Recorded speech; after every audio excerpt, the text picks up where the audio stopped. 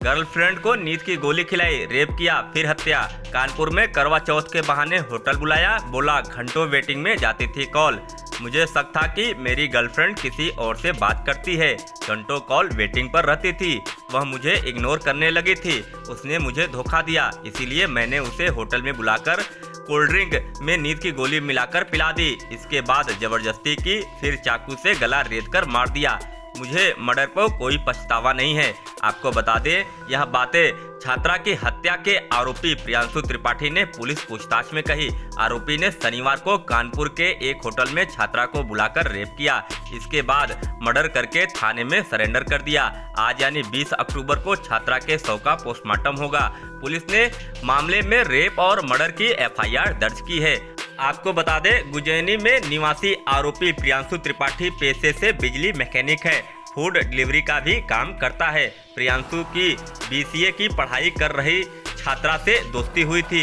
इसके बाद दोनों में प्रेम प्रसंग हो गए थे। आपको बता दें, प्रियांशु ने पुलिस को बताया कि मेरा प्यार काफ़ी पुराना है, लेकिन वो मुझे इग्नोर करने लगी थी। मैंने एक दिन पहले भी उससे कहा था कि अगर तुमने उस लड़के से मिलना जुलना नहीं छोड़ा तो मैं तुम्हें मार डालूंगा।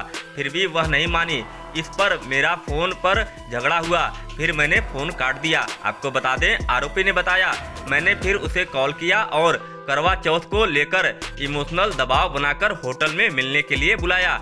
वहां बात करने के दौरान मैंने उसे कोल्ड ड्रिंक में नींद की गोली मिलाकर पिला दी। फिर मैं उसके साथ सो गया। थोड़ी देर बाद उठा और उसकी गर्दन को चाकू से रेत कर होटल के कमरे को लॉक करके भाग गया। आपको बता दें, आरोपी ने कहा, मुझे लगा कि मैं भागकर कहां जाऊंगा। मेरे भागने के बाद पुलिस मेरे परिवार को परेशान करेगी। मुझे हत्या पर कोई पछतावा भी नहीं है, इसीलिए गोविंद नगर थाने में जाकर सरेंडर कर दिया। आपको बता दें, सरेंडर करने से पहले उसने एक दोस्त के जरिए भी छात्रा के घर पर मर्डर की सूचना दी थी। हालांकि जब तक वो कुछ पता करते तब तक गोविंद नगर पुलिस ने हत्या की पुष्टि करने के बाद पूरे मामले की जानकारी परिवार के लोगों को दे दी। आपको बता दें, होटल के रिसेप्शनिस्ट अमित दीक्षित ने बताया कि गोविंद नगर थाने से फोन आया कि तीसरी मंजिल के कमरा नंबर 11 में युवती का शव पड़ा हुआ है। यह सुनते ही मैनेजर के होश उड़ गए। मैनेजर ने मालिक सुभाष तिवारी को सूचना दी। इसके बाद उन्होंने फिलखाना पुलिस को जानकारी दी और पुलिस के साथ तीसरी मंजिल के 11 नंबर कमरे में पहुंचे। डुप्लीकेट चाबी से दरवाजा खोला और अंदर जाकर देखा तो होश उड़ गए। छात्रा का रक्त रंजित न्यूड शव पड़ा हुआ था।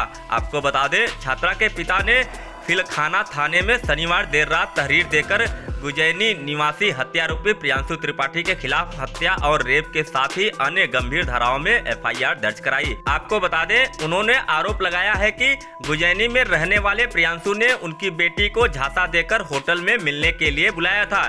इसके बाद उसे बंधक बनाकर दुष्कर्म किया और फिर चाकू से गर्दन रेतकर मर्डर कर दिया। फॉरेंसिक टीम के एक्सपर्ट ने जांच के दौरान बताया कि छात्रा के साथ रेप के बाद उसका मर्डर किया गया है। आपको बता दें, छात्रा की छोटी बहन होटल में पहुंची तो बहन के मौत की खबर से चीख चीख कर रोने लगी। उसने पुलिस को बताया कि प्रियांशु ने एक दिन पहले ही दीदी को हत्या करने की धमकी दी थी और मार डाला। दीदी को प्रियांशु ब्लैकमेल कर रहा था, उससे जबरन शादी का दबाव बना रहा था। शायद दीदी का कोई वीडियो वायरल करने की धमकी देकर उससे जबरन मिलने बुलाया था। जबकि दीदी बीसीए 5वें सेमेस्टर का पेपर देने के लिए घर से निकली थी।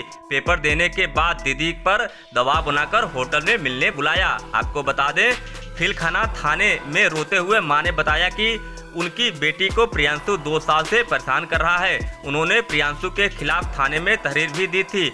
पुलिस ने मामले में प्रियांशु के खिलाफ कोई बड़ा एक्शन लेने की बजाय कहा कि रिपोर्ट दर्ज कराने पर तुम्हारी ही बेटी की बदनामी होगी।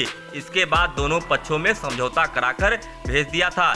इस वजह से हत्यारोपी प्रियांशु त्रिपाठी और बेखौफ हो गया और जबरन शादी का दबाव बनाने लगा। इसका विरोध करने पर नृशंस हत्याकांड को अंजाम दिया। आपको बता दें, पिता ने बताया, मैं कंपनी के काम से 4 दिनों से बाहर था। घर में क्या चल रहा था मुझे कुछ पता नहीं है। बेटियों ने डर की वजह से मुझसे धमकी की बात शेयर नहीं की थी।